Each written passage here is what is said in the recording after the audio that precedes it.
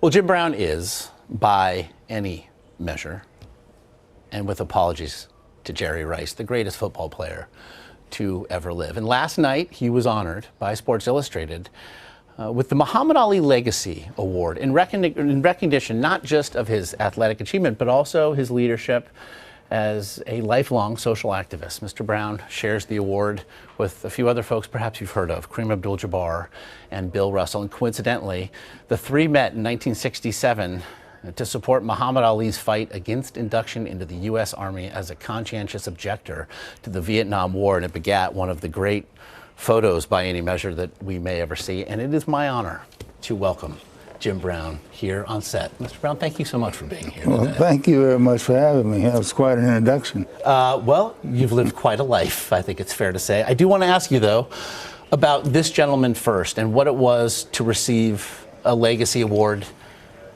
in his honor. What was Muhammad Ali and all that all of you stood for? What was it to you? He was the heavyweight champion of the world, and he was bold and brash and correct and courageous, broke down so many barriers, created so many controversial situations, but made the country a better country because he was an international figure, great fighter, good looking, great personality, and proud of being a black man in this country, but did not like the conditions and always fought against discrimination and always fought for equal rights for everybody. And really, contrary to what people think, he was not a person that just liked black people. He liked all good people. And he, not unlike yourself, was willing to sacrifice, for him, the height of his athletic powers, Yes. to stand on principle. Yes. Well, you know, the one thing we all have in common is that no one can take our integrity away from us. And, you know, all of the glory of being a athletic star doesn't measure up to being a man. You know, so we weren't asking for anything that anyone else shouldn't ask for. We just wanted to be a part of the real deal, you know, treated with the same respect you would treat anybody else. And certainly there were platforms that were provided. I was struck, in fact, race relations has always been a cause of yours. It's an issue that you discussed with Lyndon Johnson at the White House 24 days after he'd been sworn into office, obviously following the assassination of John F. Kennedy. What do you remember about that conversation? Well, I remember that I liked him, and I knew he would be a great hero of mine, but a lot of other people might not realize what he did. The thing that I remember about him mostly is that he sacrificed his political career to do the right thing when he signed the Civil Rights Bill. And that was big. And he was a Southerner and all these different things, so he broke all the barriers, and he had the courage to sign that bill.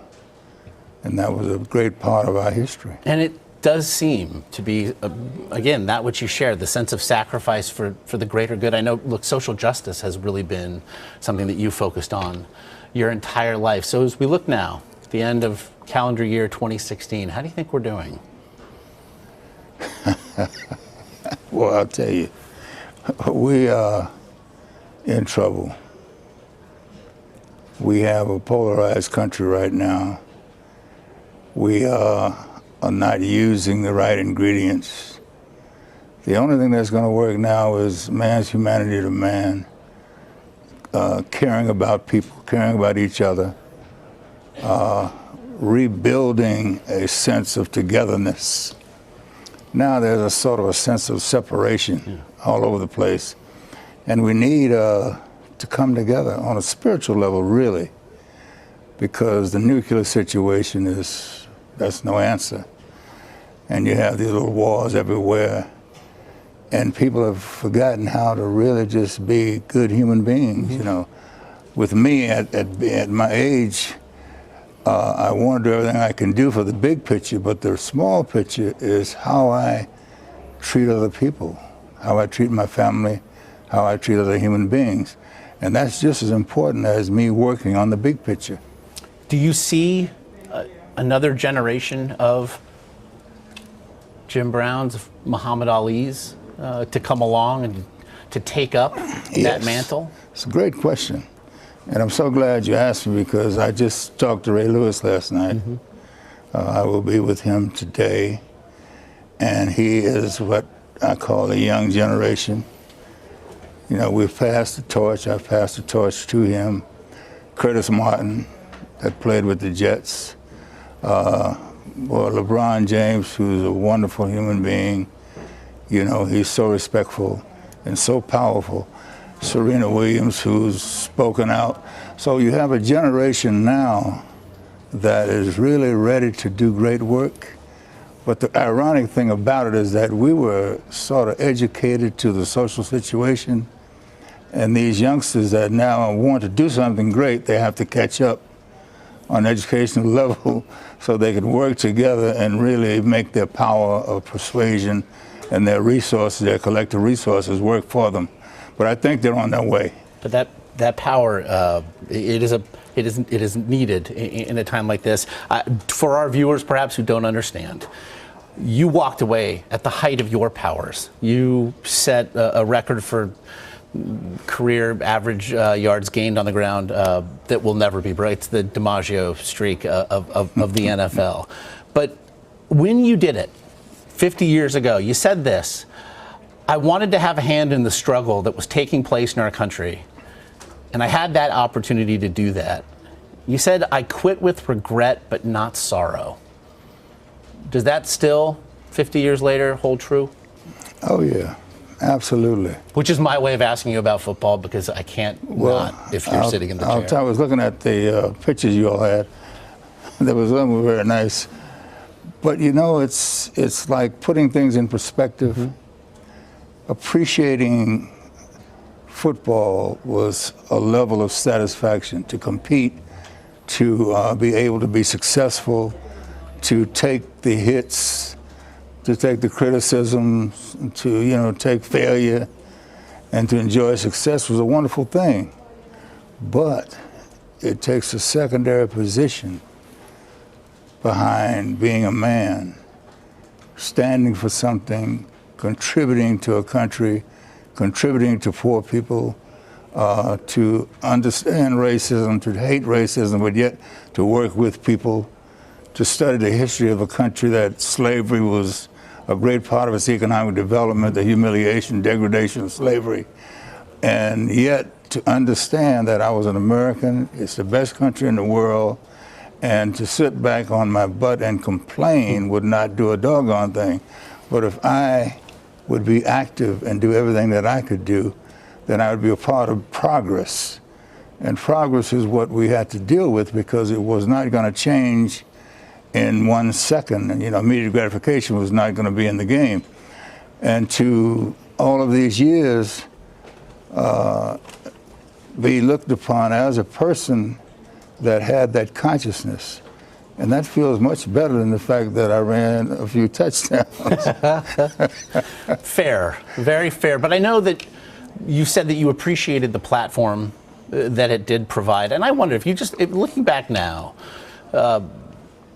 did you ever think that 14-team league, without a Super Bowl yet, without the TV money that entered the game and turned it into what the NFL is now, did you ever think that football was going to be then what it is now to this country? No, I never thought it would be as big as it is. I never thought the resources would be as huge as they are. I think that the godfathers of the league did a great job in manipulating things and understanding what was coming. You know, the technology situation, we didn't know too much about it. How to televise games, how to present them to the public, how to expand it, how to develop stars. That all took a lot of very smart people. And it worked. It really became my number one sport. And built on the shoulders of folks such as yourself. In the end, then, we talk about a 9-year slice of a life that has meant so much to so many for so many other reasons. When you look back on your life then, is it satisfaction that you feel? What is it that you feel, and what's still to come? That's a great question. It really is. And you must know I'm 80 years old, because that question fits well for an 80-year-old man. I'm very clear. I'm as clear as you can be. I have 2 young kids that are beautiful, and I have a beautiful wife. And I have other kids that are grown. I have also a lot of things that I lived and so forth. But that's my life on a personal level, my wife and my 2 kids. Fortunately, when I leave here, whether it's tomorrow or the next day or whatever, however, they will be taken care of. They will have their dignity, they will have their home, they will have their ability to live. And I'm so happy about that. And then the other aspect of it is that I still have enough juice to contribute to the life of others.